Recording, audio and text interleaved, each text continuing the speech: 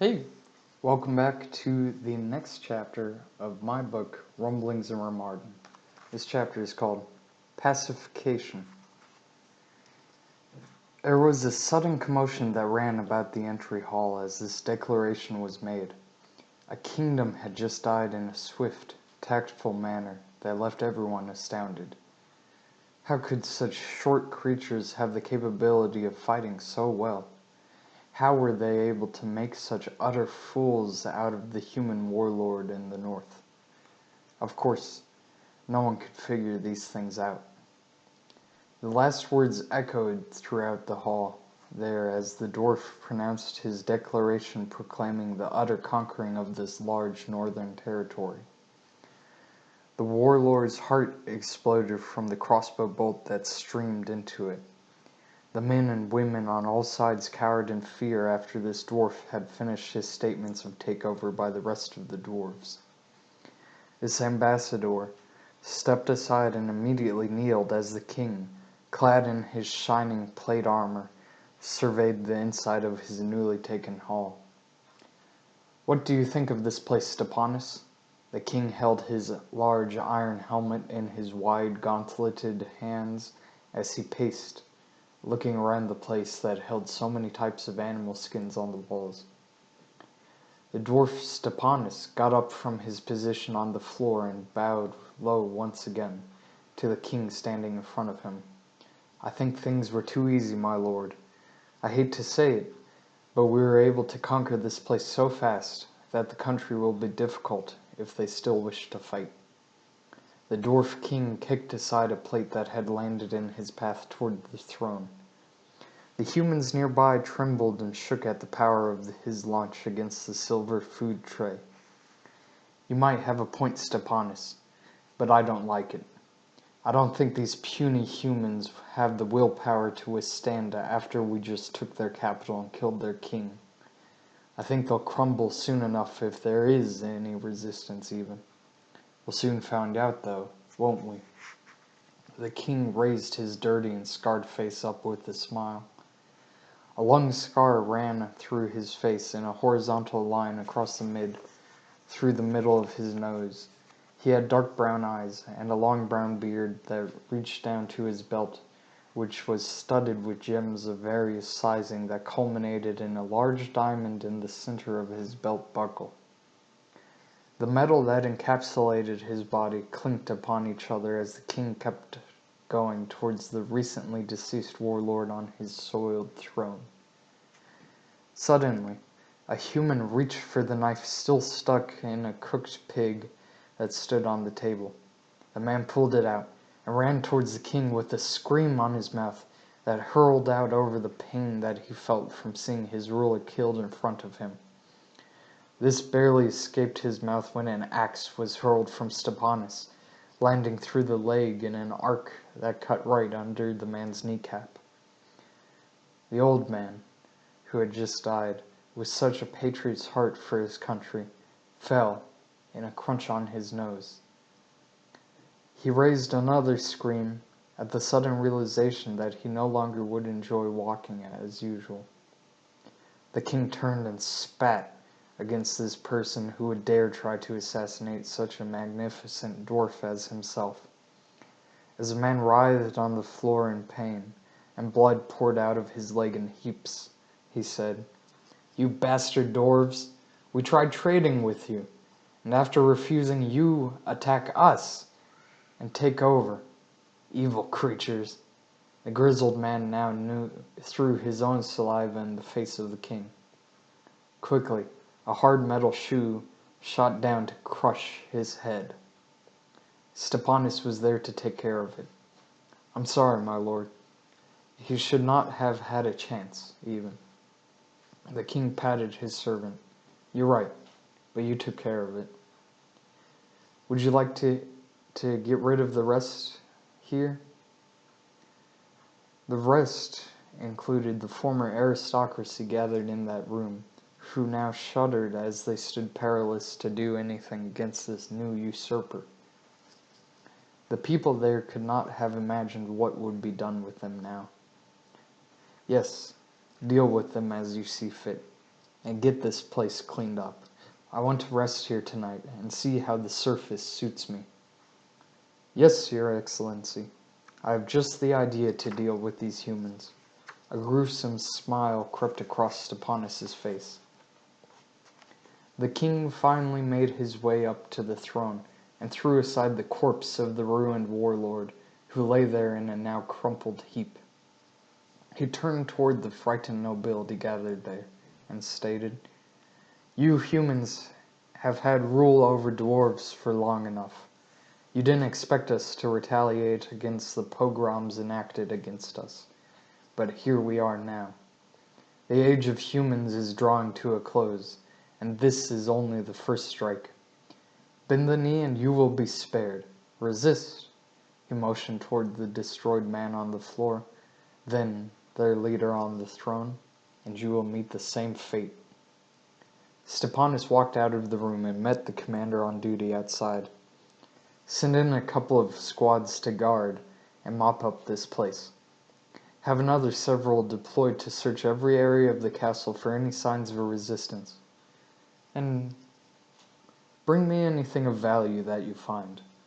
"Yes, sir. What would you like done once we've gathered everyone together?" "Send a runner to me. I'll be on the ramparts overlooking the battlefield."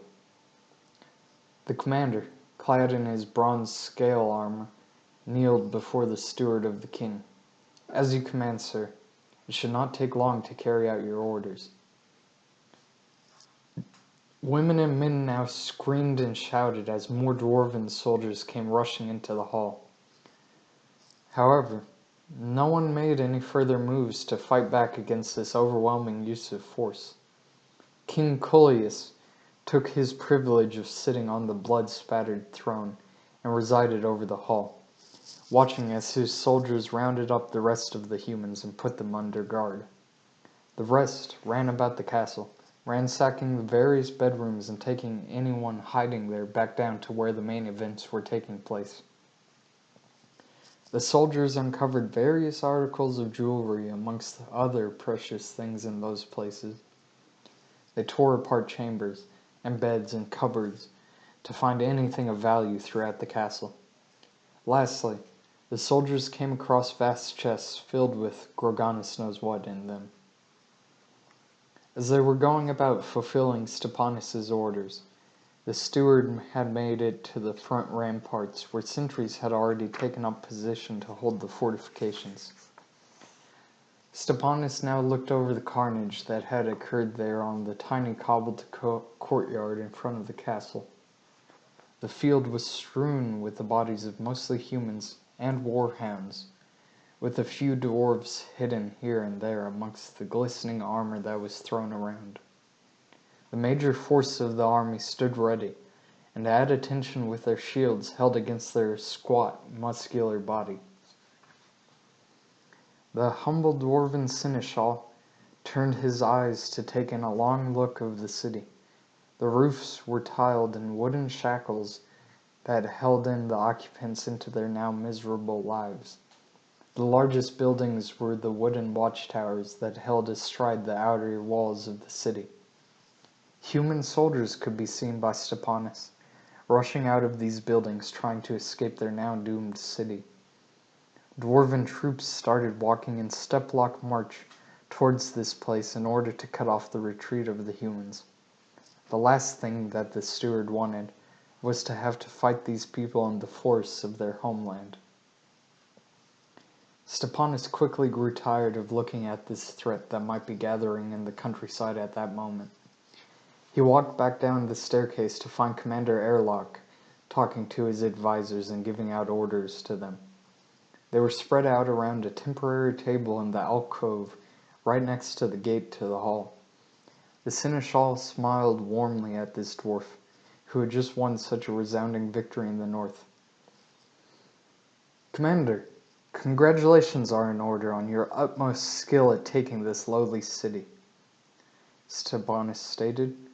The commander wore a long black beard with many curls that ran throughout it, culminating in one very stylized mustache. Airlock was likewise clad in plate mail armor that clung tightly to his body to give the most protection possible. The supreme commander of the dwarven armies knelt in respect to this rather humbling personage. The seneschal carried with him the air of a man who knew his orders were to be followed out precisely. Lord Stepanus, my heart leaps knowing that you approve of my work today. The men are clearing the rest of the city as we speak, to cut down anyone who dare put up a fight. The steward looked around at the men who were so dedicated. The dwarves from this gruesome battle who were now on their knees before him. Stepanus reflected for an instant on his good blessings heaped down on him by Groganus. Good man, we always need more dwarves like you to serve.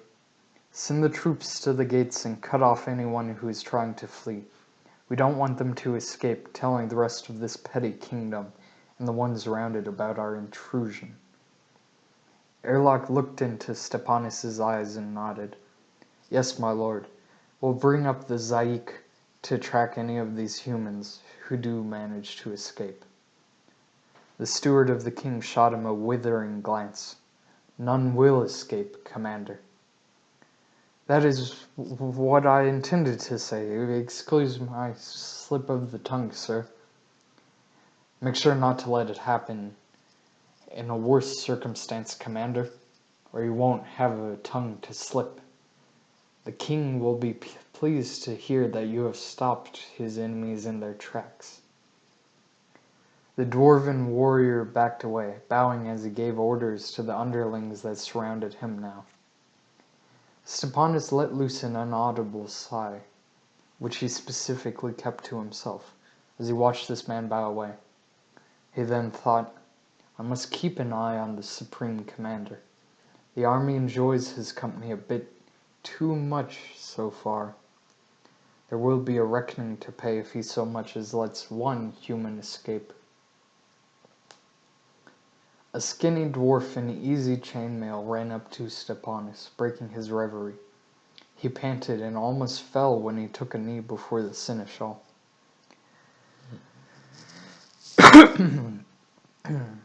My lord, the contents of the castle have been assembled as you requested, and all of the humans inside have been placed together at your disposal in the hall. His Excellency only awaits your presence to make a decision. Stepanus realized that this boy had probably gone up to the battlements in search of him before spying him on the ground there. Thank you, lad.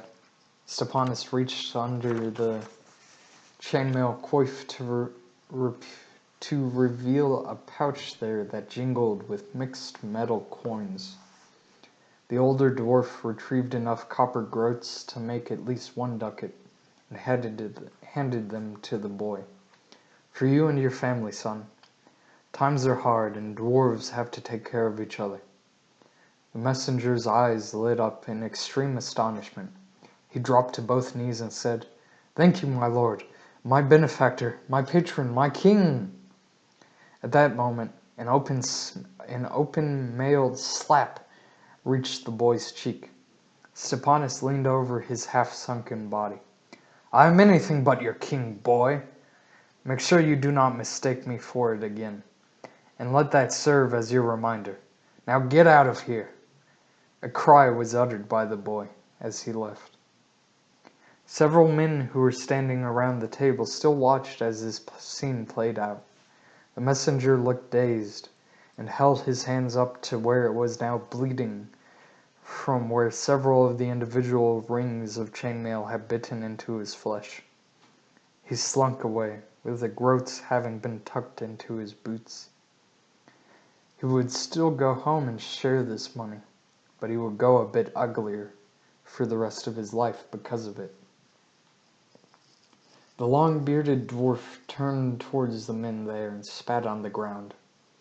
By no means am I worthy of being called like that of our king, and I will not stand for someone who does not show King Cullius the respect due to a man of his talent. Groganus guides he who rules us. In unison, the armor-clad strategists shouted, Groganus guides. Stepanus was quickly turned into a better mood after this unfortunate incident. The king had just called on him to counsel on what to do with these former noblemen and women. This, at least, would certainly be interesting, if not purely entertaining. Stepanus walked the short distance it took to gain entrance into the great hall there. Dwarven guards stood in a large circle surrounding the humans, who intended to make good graces with their new conquerors. The first supplicants had already begun to beg when he walked in. A man and a woman were dressed in fabulously wealthy-looking clothes. All shades of amber and various swirls of red ran up and down both of their tunics. On their knees, almost in unison, they said, "Your utmost supreme excellency." Then just the middle-aged, clean-shaven husband continued in a strained but strong voice. "Please let us live in peace with our new dwarven overlords. We will give all we have to retain our apartments in the royal suites here, where the family has lived for many generations. We have nowhere else to go." King Coelius sat there for a moment as Stepanus lifted a golden crown, bejeweled with various sapphires and rubies onto the king's head. Coelius pondered these two supplicants. Stepanus could only guess at what his thoughts were. A look of disgust then spread across the king's rather charming face. Finally, he deigned to speak. "So you expect me to grant clemency, nay, supreme kindness, and allow your rooms to remain yours after all the humans have done to us dwarves?" The man began to shake as he lifted hands up to the dwarf sitting on the blood-spattered throne. "My lord, we have had nothing to do with that." He gestured over to the rest of the humans awaiting orders in the middle. "It was them, your most excellent beneficence. Me and my wife highly protested against the mistreatment of the dwarves in our kingdom. It was a rather scary proposition with that butcher on the throne, but we did it anyways." The old man nodded grimly towards the corpse. The wise king hawked and spat in a rather salacious manner. "Who's to say that you did or didn't? Those in this room? Would you have me hold a trial of you two before the peers you just denounced?" Shouts erupted from the audience there. "They orchestrated it. Janice and Robert are the worst among us. Kill them. Hang them, not us." The couple there turned pale together and held each other. Robert made a final plea. "These bastards all just want to save their own hides, your majesty. They have no respect for the law." A wide grin spread over Coelius as Stepanus watched on to see how this would play out. Stepanus thought to himself, "You don't see the king haggling with prisoners every day. This is too enjoyable to interrupt." Coelius started out in a fit of laughter at these petty arguments laid at the feet of his short legs. "You will suffer only under the law that is right for a man to live by. Our extreme Lord Groganus' law. He will decide what fate you will be worthy to have." The king then turned to the steward next to him in an aside that the human prisoners could not hear. "And what's your opinion on this matter, Stepanus? What do you think he would decide?" Stepanus's moment of brevity came to an end upon his master's request for judgment. In a lowered voice he said, "Whatever Groganus decides through us is right, your majesty. My senses tell me that both a spectacle made out of them to show the rest of the humans here a lesson, or a simple act of applying the Mazzatello and then letting the bats finish them off." Stepanus revealed a grisly smile upon mentioning his favorite execution technique of the Mazzatello. King Coelius mirrored him in this case. The Mazzatello was always the choice of Groganus when he walked this earth with us mortals. Why not do both? Mazzello for these two, and a spectacle for the rest. Though Mazzello is really quite the show to enjoy. You're right indeed, my lord. As always, you come up with the best of ideas. Just one of the many reasons Gorgonus anointed you as king. I will see to it that it happens, and in the meantime the castle has been thoroughly investigated, as I'm sure you're already aware of, and the rooms are being pillaged as we speak. King Coelius stood up to his full height, which was a bit above that of the seneschal's, short in stature. He patted him on the shoulder. You are the very best steward a king could ever ask for, and Gorgonus himself would be pleased to have you serving him in the caves of paradise. Stepanus blushed a dark crimson red, which could even be seen through his thick beard. He kneeled before the king and said, You honor me too much, my Lord Highness. I merely live to please, as always, at your command. The thick plate gloves came down from Coelius to raise his steward up by the armpits. Come on, get up here. No need to bow over a simple compliment. Before Stepanus could reply, Coelius was looking over the women gathered there.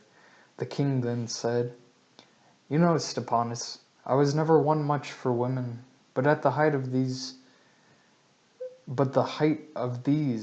do get the old dog barking. Take your time in setting up the spectacle. We'll have it tonight in a place perfect for viewing. In the meantime, send guards up with the woman to the main chambers. Why not make it 3? He then nudged his friend. Now that the rooms are pillaged, I'll be doing some pillaging of my own. Start with that rich bitch in red. The seneschal made a subtle motion to the middle-aged woman, who had gone up to ask for clemency. That one, your highness? Yes, you. You'll know where to find me when everything is prepared. Indeed I will, my lord.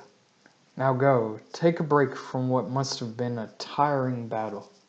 The king looked concerned at Stepanus. It was tiring. It's been too long, since a real good one has come. You must be exhausted as well. Take all the time necessary, even if it means till tomorrow, Stepanus. I don't mind. Again the steward bowed, though not to his knees this time. You are most generous, your excellency. There are many things to do in the city, and this helps a lot. I hope you have fun, though remember that the queen might find out about it. Coelius's kindly expression dissipated at her mention. Posh.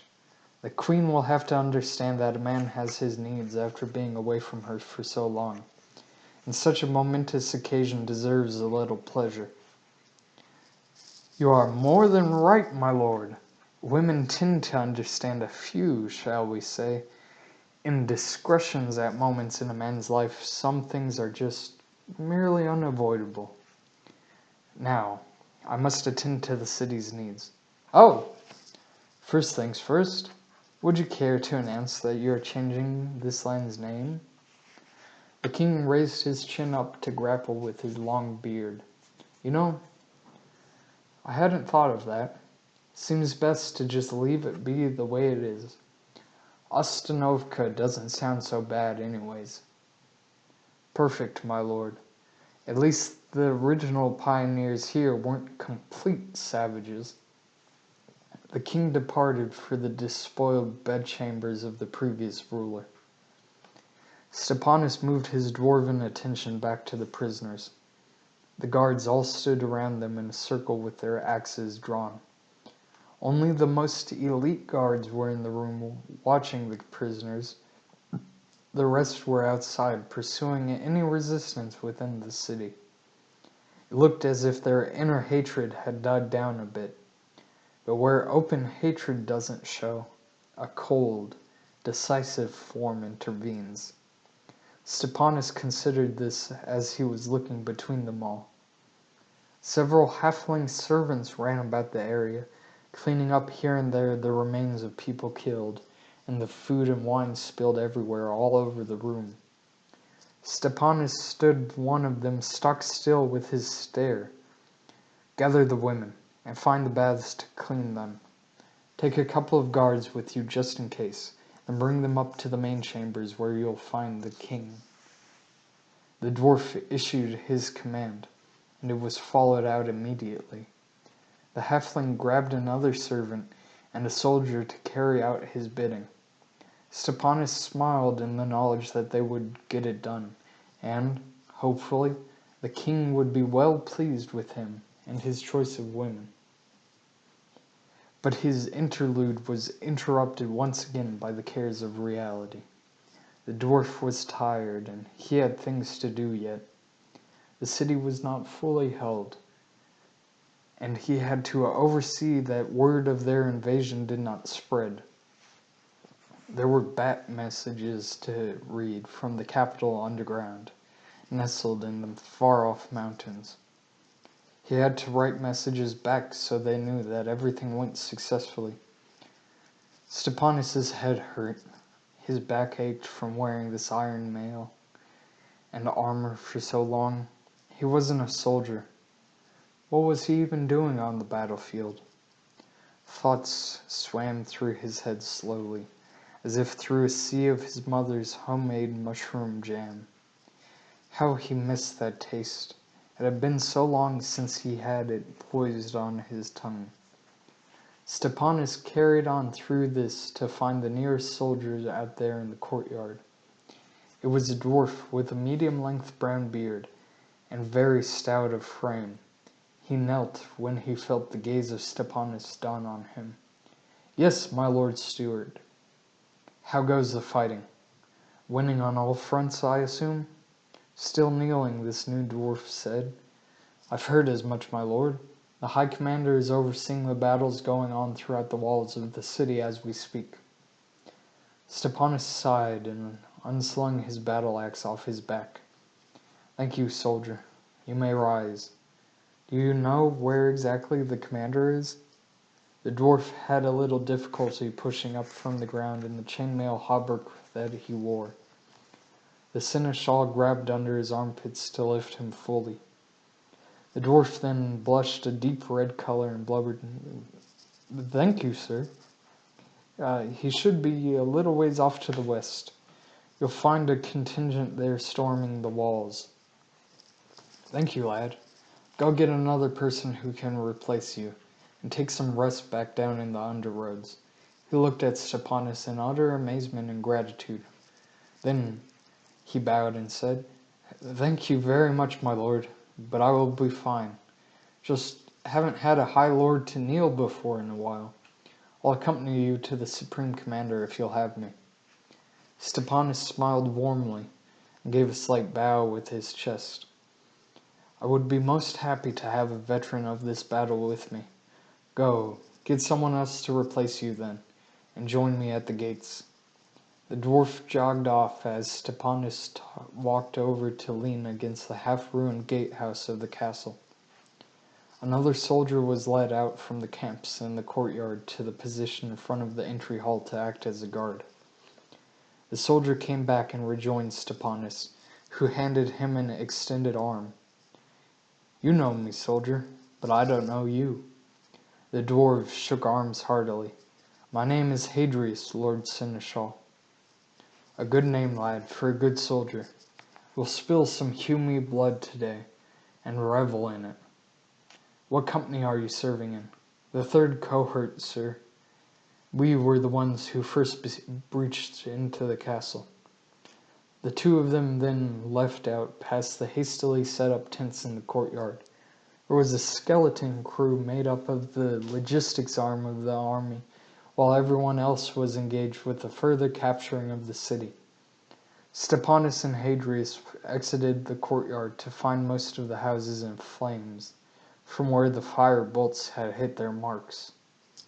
The sight would have made any normal dwarf blanch, but the soldiers kept on going towards the nearest tower on the wall in expectation of the fighting from the sounds of shouting that was echoing down. The wooden houses stood no chance from their sabotage. From time to time a blood-curdling scream could be heard as a soldier fell from the stony heights of the walls. Humans were running about still on the ground, or huddling near what once were their houses, with the few belongings they had managed to rescue. The two dwarves came across another square formed from insistent trampling of feet. Nothing was in it besides a lonesome well, and a sizable crowd of humans had gathered around to draw up their portion of water to try saving the pitiful states of their now flamed houses. One man, in particular, was bullying his way through everyone to keep all the water for himself. He had deep lines in his face, but he was big and burly, with loosely cropped hair just reaching shoulder length. You could tell that his nose had been broken in several fights throughout his life. He shoved aside a family who were currently using a laughably tiny pail to drag out whatever water was left in the well, and started to lower down the regular bucket used by the well which he had stolen for himself. Stepanis held back his new bodyguard with a hand stuck onto his chest. Let's move back a little and watch how this scene plays out, Hadrius. The soldier frowned a little, but nevertheless did what he was told, and they waited in the street opening where they were coming from to see how the humans would react to this larger predator. The family man in charge of saving his family almost fell wholeheartedly backwards and barely caught himself on his wife. The poor woman struggled when he clung to her. She was a woman of about 30, but the cares of the world showed in her face. She had dark, rough-shod eyes that stared out with hatred at this man who had just emasculated her husband. The large man was actively wringing out water into the bucket he had, when she calmly walked up and stabbed him right square in the back with a minuscule dagger. This big man cried out in pain and smacked her head hard with his huge hands. "You bitch!" he screamed at the top of his lungs. The woman was knocked down and he started to strangle her. The other members of that family were trying to grapple him off of her with no success. It was a ghastly sight. The man could do nothing to save his wife. The people who were once in the square started to run into houses and steal any valuables they could find from this distraction. The face of the woman turned blue, as her eyes seemed to almost pop from her head. Stepanis looked on in grim knowledge that this is how humans treated each other, while Hadrius couldn't watch and looked blithely at the looters. "We should do something to stop this, sir." "Why stop what's already being done? It's like stopping an animal from rotting. The things want it and will do it without our help. So just let it continue." Hadrius made an overt step forward as Stepanis made this statement. He wanted to stop the man from killing this poor woman who had just stabbed him in the back.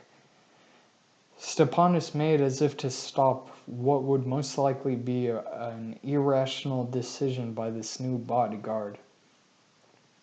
He withheld his hand, however, and Hadrius continued, weapon drawn. The soldier had out his axe, which was just freshly cleaned, as he walked up to the man who was almost finished fully bringing out the eyes of his attacker.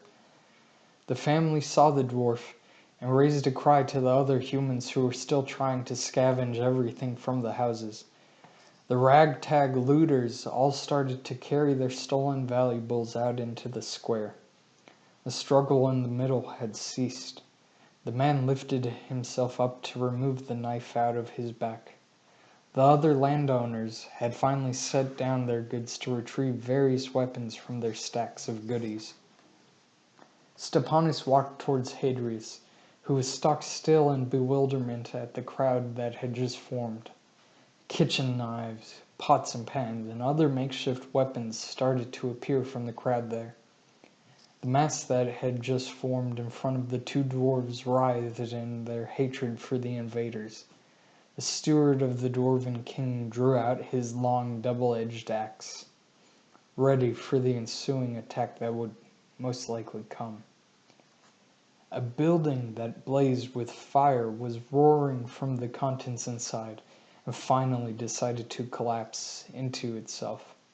A huge thunder went out as it groaned its death into the hardly cobbled street. Stepanus took the opportunity to rush forward to the edge of the crowd. He sliced through the groin of that large human. Hadrius finally snapped out of his haze and struck at the first human there, who was holding a long steely knife used for cutting through the bones of animals. The woman, who was used to not fighting, but cooking instead, screamed as she lifted the knife to strike at the dwarf. He pushed his axe up to hit the fragile elbow of that woman, while she was trying to bring its tooth into his body.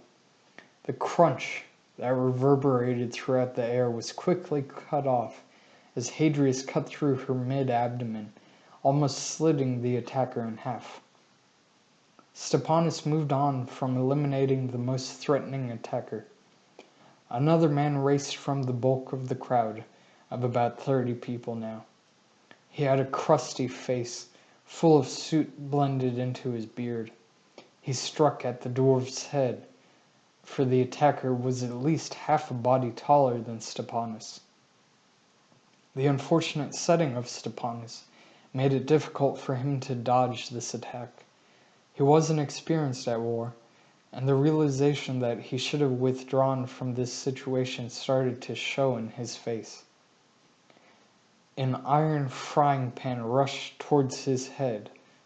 The only thing that Stepanus was able to do now was to shrink into his armor and hope against the worst, as Hadrius went cutting through the other humans who were trying to kill them. The pan hit on the now empty helmet in a hearty clang that thrummed against the man's arm. Stepanus took his time to shred into the man's legs while he was still confused by this dwarven trick. The noises around conflicted with the smells that were going on throughout the air there. Blood spurted from the man's legs to reveal more acrid iron that mixed in with the lovely wooden smell that reminded Stepanus of the dark caves that blazed with campfires from his childhood. Hadrius moved back to his position next to his lord in charge there. He cut down the next man who stepped up to try to kill these dwarves. The crowd started to gather around them, and to brandish their weapons in offense against this soldier and high lord in their midst. Breathing room was established for a moment between the two dwarves and the humans there. Stepanus panted a bit as he said, You just had to save that damn woman, Hadrius, didn't you? Flog me after we get out of this, my lord, he said in a steady breath and a smile on his face. Stepanus had no such grin in his heart for this time and place. Instead, he strengthened his grip further on his axe and swung against the next woman there. The group turned in on them in righteous fury against the dwarven invaders there. They struck forth against the two who were surrounded and fighting for their lives in the midst of their violence. Stepanus struck forth into the hearts of men and women, trying to do them in by releasing a furious war cry, which was quickly taken up by Hadrius. They stood, back against each other, fighting off everyone on all sides to gain victory over those dirty, roughed-up humans. The dwarven seneschal fought against a man who was only a little bit taller than himself, who now wielded a long iron poker against him. The man swung at both sides of Stepanus, trying to catch him off guard by going hard at the ribs of the dwarf. Stepanus felt the first blow on his right, softened by the iron chains underneath his sweaty tunic. He released a soft cry and winced in pain. He anticipated the next attack on his left side, however. His axe went up to block the poker with the iron handle straight in the middle. Stepanis swung in an uppercut that hit the man in his rather weak-looking chest that was covered by a dark gray tunic. He struck hard with all his weight against the blow. The man staggered back against his fist and felt the axe blade cut through his abdomen. He fell backwards as the blood fell from him, and Stepanis moved on to the next attacker. Hadrius, on the other side, swept through the foes next to him. These wealthy citizens of the fallen empire stood no chance against their hardened veteran opponent. Hadrius moved towards the two people who were attacking him now. They were both rather normal-looking men, who had the fear struck into their eyes, but they still held the opinion that there was some way of winning this fight. They came hard with knives on either side of him, both stabbing in his direction, but there was no true aim in their attacks besides trying to slice into this dwarf. Hadrius easily dodged those two attacks, with a movement of his body, and a strike with his axe that chopped through the arm of the man on his right. The other went for a stab again, without paying any attention to his screaming friend. The thrust was a valiant attempt at an equally valiant target, and it struck true before Hadrius was able to get out of the way. The blade was quickly defeated by the intervening metal plates from the dwarf's armor. Hadrius bounced back from the blow and brought his axe down onto the head of his attacker. The axe split straight through the middle of this wizened old man's skull. The flesh parted from the iron as it struck through the bone, and rhythm was created from the shriek of the man it was going through. The others nearby saw this gruesome scene as the man's blood poured out along a new sprung well. These townfolk saw the damage that was being caused by these two ferocious small humanoids. They all dropped their crude makeshift weapons and ran away through the streets to only be met by the newly incoming company of dwarves, who quickly cut their way through these dirty humans. Stepanis bent, almost double from exhaustion, panting and holding himself up from falling. Hadrius ran to his side to hold him from falling too far away to the ground. The increased adrenaline rush had worn off with the destruction of his immediate enemies in the area. The dwarven lieutenant of the company knelt before the high seneschal. He was a relatively short man for a dwarf, and balding in his middle ages, though his beard was long and developed as it should be. Stepanis breathed deeply to regain some composure before he could bring his head up to address this dwarf. The high steward took one last large gulp of the cold air and said, "Rise, Lieutenant. You did well, but tell me, why are there even people here who resist still?" The balding dwarf with the light blue patch on his arm to signify rank exclaimed, "My lord, we are going through sector by sector cutting out this filth." But the high commander pushed through to the wall, and clearly these damned humies got riled up at seeing just two outfitted dwarves alone.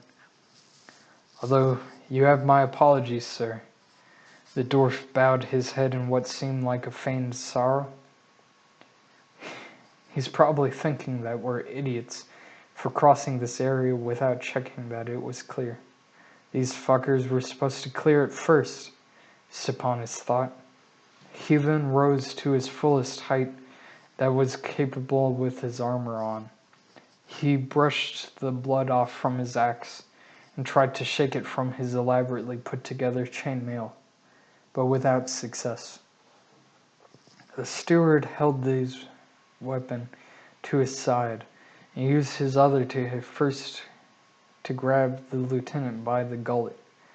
"This mistake could have killed me, and my compatriot here. What's your name, soldier?"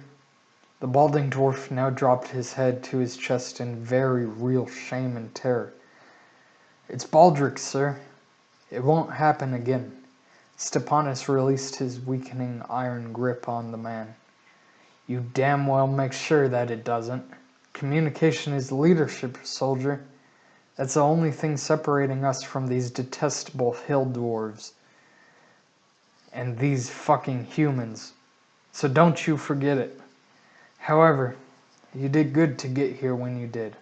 I'll make sure to put in a word to Commander Airlock for you and see to it that you get something extra.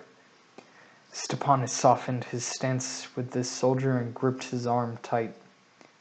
Now, keep clearing the sections. You're doing all right. Show these idiots what for.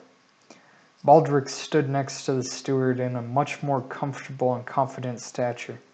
He breathed a bit easier, though his squat nostrils still flared up from his own embarrassment at the situation. He relaxed a little as Stepanis did the same. Hadrius had been standing idly by, as his master reprimanded the lieutenant, and now moved towards the steward. My lord Seneschal, we should get moving to reach the high commander.